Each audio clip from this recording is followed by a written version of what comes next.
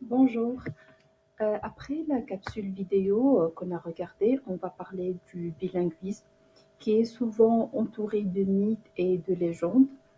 On entend dire que, par exemple que pour être bilingue, il faut être biculturel. Le bilinguisme est un phénomène rare. Ou bien on entend aussi parler que les bilingues sont contre leur pays d'origine. Dans cette courte vidéo, je veux faire le point sur ces affirmations et voir si elles sont vraies. Dans un premier lieu, commençons par le mythe numéro un. Pour être bilingue, il faut être biculturel, c'est-à-dire que la maîtrise des deux langues est étroitement liée à la compréhension des deux cultures qui leur sont associées. Prenons mon exemple, je suis une Tunisienne résidente au Canada.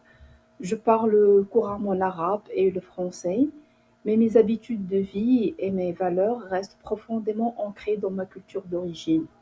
Cela démontre que l'on peut être parfaitement bilingue sans pour autant avoir adopté les coutumes d'une autre culture.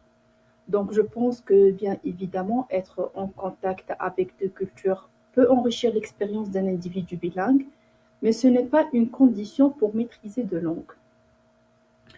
Dans un deuxième lieu, et concernant le deuxième mythe, le bilingue est un phénomène rare. On peut dire que certains ont la tendance à penser que le bilinguisme est souvent considéré comme une particularité plus que la norme. En revanche, dans de nombreux pays, le bilinguisme est en effet la norme. À cet égard, je vous invite à penser aux régions frontalières, aux communautés immigrées ou encore aux pays où plusieurs langues cohabitent. Citons par exemple la Suisse ou bien la Belgique.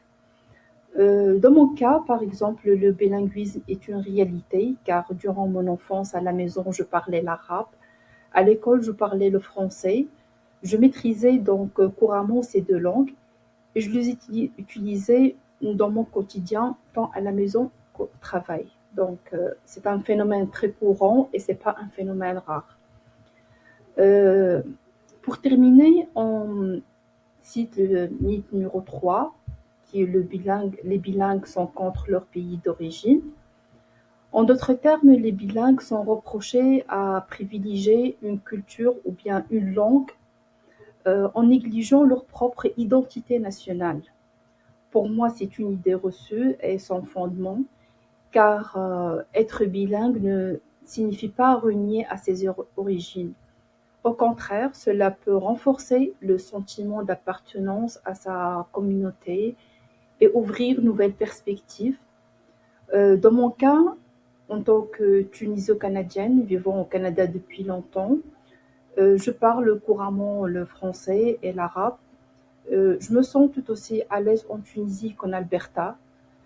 Donc, d'après ce que j'ai dit auparavant, on peut donc conclure que le bilinguisme ne divise pas et n'amène pas à rejeter ses origines.